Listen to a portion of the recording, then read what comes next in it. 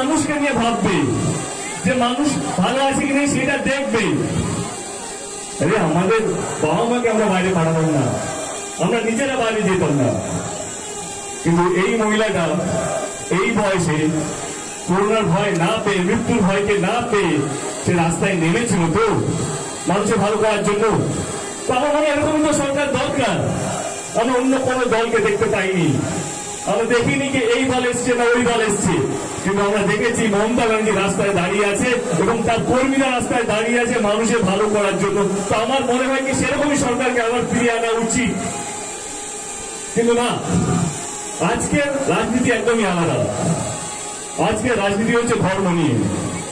আজকের রাজনীতি একদম উল্টো হয়ে গেছে। কাজ তুমি কতটা করো সেটা দরকার নেই, আপনি হিন্দু না মুসলিম সেটা সবচেয়ে বেশি মাইনে রেখে গেছে প্রত্যেকটা নির্বাচন। এখন যেটা হচ্ছে, হিন্দু নেতারা হিন্দুদেরকে বলা হচ্ছে যে হিন্দু আমাদের রাজ্যে সুরক্ষিত নেই, মুসলিম নেতারা মুসলিমদেরকে বলা হচ্ছে যে মুসলিমরা আমাদের রাজ্যে সুরক্ষিত নেই। তাহলে আমাদের রাজ্যে সুরক্ষিত কারা?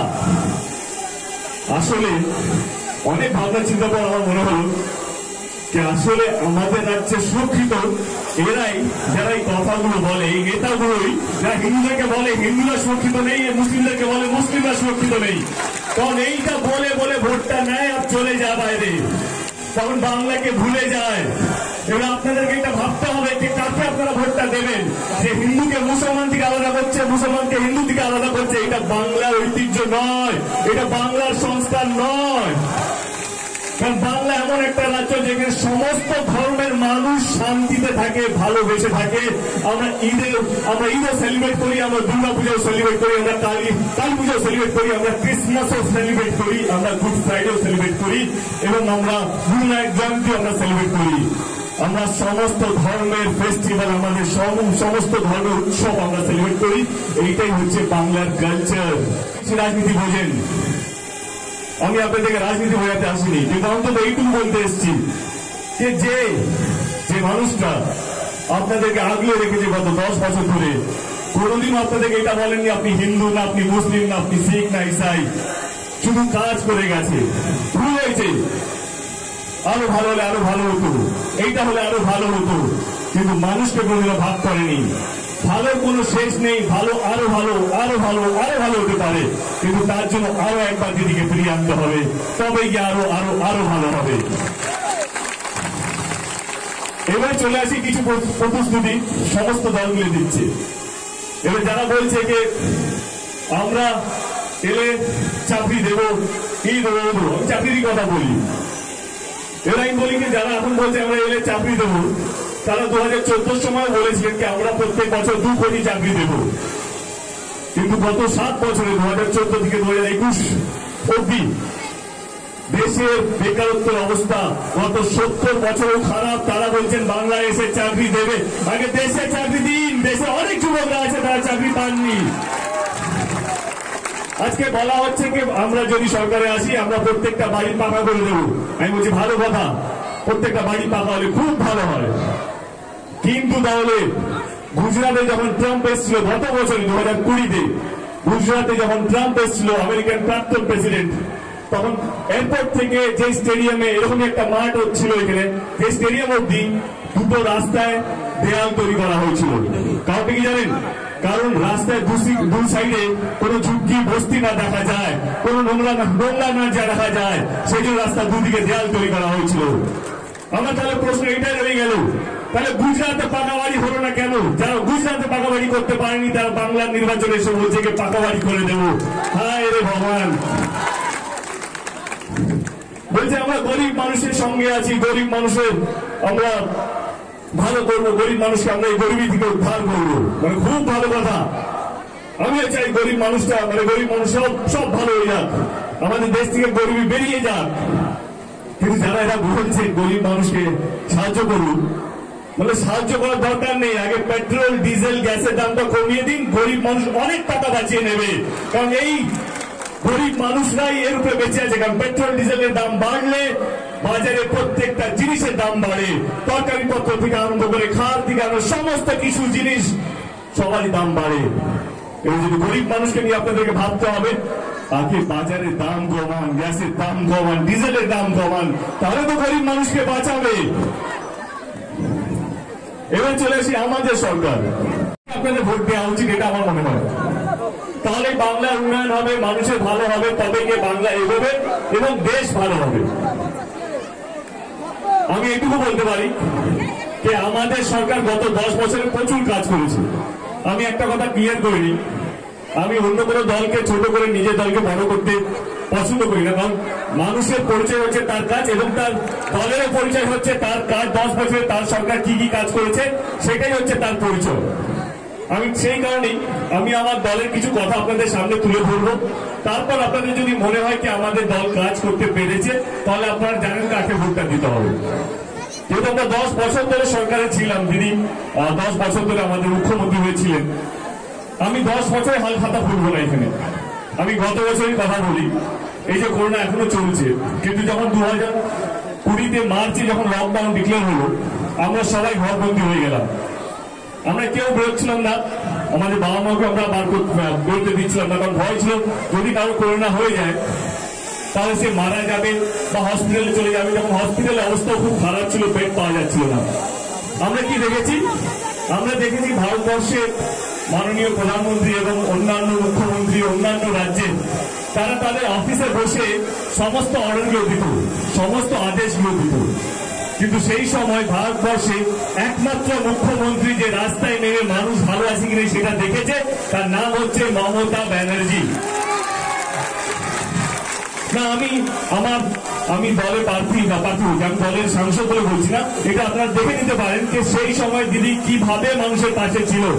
রাস্তায় নেমে দেখেছে কি মানুষ ভালো আছে কি নেই, হসপিটালে গিয়ে দেখেছে কি বেড পাওয়া যাচ্ছে কি নেই। শুধু কলকাতায় বসে ছিলেন না, উনি ডিস্ট্রিক্ট ঘুরে দেখেছেন যে ডিস্ট্রিক্টে কি অবস্থা, পুরো বাংলা ঘুরেছেন।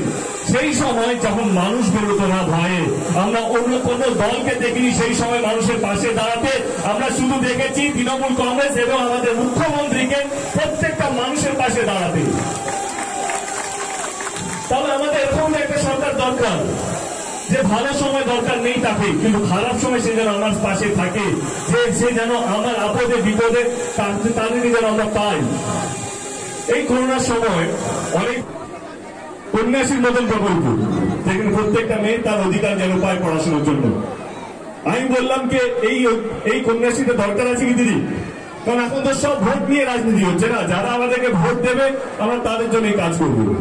এই কন্যাশ্রী প্রকল্প যারা পেয়েছে তারা সব মাইনর মানে যাদের ভোট দেওয়ার বয়স হয়নি, বাচ্চা মেয়েগুলো, তারা তো ভোট দেবে না কন্যাশ্রী পেয়ে। কিন্তু না, দিদি দায়িত্ব নিয়েছে আমাদের রাজ্যে প্রত্যেকটা মেয়ে যেন তার পড়াশোনার অধিকারটা পায়। এই কন্যাশ্রী প্রকল্প আমাদের দেশে শুধুমাত্র বাংলায় আছে, আর কোথাও নেই। তো এরকমই তো সরকার চাই। সবুজ সাথী নতুন প্রকল্প 70 লক্ষ সাইকেল দেওয়া হয়েছে গত 10 বছরে। আমার প্রশ্ন, এরা তো ভোট দেবে না, কারণ এরা তো কেউ ভোট দেওয়ার বয়স হয়নি কারণ, কেন আপনি সাইকেল দিচ্ছেন? কিন্তু না, উনি বলছেন যে আমার রাজ্যে স্টুডেন্টস গুলো পায়ে হেঁটে স্কুলে যাবে না, এই গরমে দূরে স্কুল থাকে, সাইকেলে করে স্কুল যাবে। এইটাই হচ্ছে দিদি, এইটাই হচ্ছে আমাদের ঐতিহ্য, এটাই হচ্ছে মা মাতৃ মানুষের সরকার। এবারে লকডাউনে অনেক স্টুডেন্টের অনলাইন ক্লাস শুরু হয়ে গেল। গরিব মানুষ, যারা কৃষকের ছেলে মেয়ে, রিক্সাড্রাইভারের ছেলে মেয়ে, অনেক গরিব মানুষ আছে, তাদের কাছে স্মার্টফোন নেই, কিন্তু অনলাইন ক্লাস কি করে করবে? আমাদের সরকার 20 লক্ষ ট্যাবলেট দিয়েছে গরিব মানুষের বাচ্চাদেরকে, যাতে তারা অনলাইন ক্লাসগুলো করতে পারে। গরিবের মানুষ, গরিব বাচ্চারাও যেন পড়াশোনার অধিকারটা যেন পায়, সেটাও কিন্তু আমাদের সরকার দেখেছে। কিন্তু আমরা কি দেখেছি, বিহারে যখন ইলেকশন হচ্ছিল 1 লক্ষ টিভি দেওয়া হয়েছে যাতে ওনাদের প্রচার দেখতে পায় সবাই। কিন্তু আমাদের রাজ্যে দিদি কি করছে? দিদি দেখছে প্রত্যেকটা বাচ্চা যেন তার পড়াশোনার অধিকারটা পায়। পার্থক্যটা পার্থক্য হচ্ছে এইটাই যে আমরা ভোটের রাজনীতি করি না, আমরা মানুষকে ভাগ করে রাজনীতি করি না। যতটা পেরেছি মানুষকে একসাথে রাখার চেষ্টা করতে পেরেছি, যতটা পেরেছি মানুষকে ভালো রাখার চেষ্টা করতে পেরেছি। এইবারে আবার বলছি, আপনারা রাজনীতি অনেক বেশি বুঝেন। আজকে প্রচুর মিথ্যে প্রচার হচ্ছে কে আমাদের রাজ্যে এটা ভালো না, ওইটা ভালো না, অমুক না তমুক না, এই খারাপ ওই খারাপ। আমি একটাই কথা বলছি, যতগুলো সরকার এই ইলেকশনে যতগুলো কি বলুন দল যতগুলো দল আমাদের রাজ্যে লড়ছে তাদের প্রত্যেক কটা সরকার আছে কোনো না কোনো রাজ্যে। আমি দায়িত্ব নিয়ে বলছি যে আমাদের রাজ্যে যেই কাজগুলো হয়েছে আপনাদের রাজ্যে গিয়ে দেখুন কি কি কাজ হয়েছে, তখন দেখতে পাবেন বাংলার শক্তি আগে থেকে সোনার বাংলা হয়ে আছে, যেটা আপনারা করতে চলেছেন। আপনারা বলছেন আমাদের রাজ্যে মেয়েগুলো সুরক্ষিত নেই, আমাদের মা বোনেরা সুরক্ষিত নেই। আমি বলছি আগে আপনাদের রাজ্যে গিয়ে দেখুন আসলে ভারতবর্ষের সবচেয়ে বেশি সুরক্ষিত মা বোনেরা বাংলায় আছে। এসে দেখে যান কালনাতে কত মা বোনেরা এসছে এখানে। এই জন্য বলছি মিথ্যে প্রচারে যাবেন না। ওনারা কি করছে, ওনারা একটা মিথ্যে কথাকে 1 লক্ষ বার আপনাদের সামনে বলছে, আপনারা সেটাকে সত্যি ভাবছেন। এইটাই আজকে কন্ডিশন হয়ে গেছে। তো আপনারা প্লিজ মিথ্যে প্রচারে যাবেন না। যেই দল আগামী দিন আপনাদেরকে নিয়ে ভাববে তাকে ভোটটা দেবেন, তাহলে সত্যি বাংলার মুখ উজ্জ্বল হবে। আর বেশি কথা বলবো না। 7 তারিখে নির্বাচন,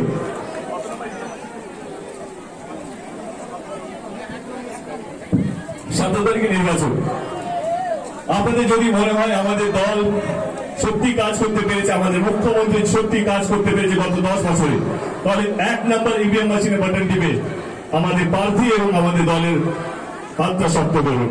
সঙ্গে আছেন তো?